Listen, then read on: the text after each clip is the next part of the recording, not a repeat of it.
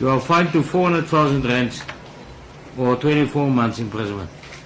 That is now the pointing of the toy gun, or that was likely to lead the person to believe it was a firearm. As far as count 6 is concerned, that's the immigration law, 49, section 49(1)(a. You are fined 200,000 rands or 18 months imprisonment. It is also ordered that you be deported. You will be escorted by the investigating officer who is here at court today and who must be complimented for that. So he will escort you to OR Tambo to oversee your departure today.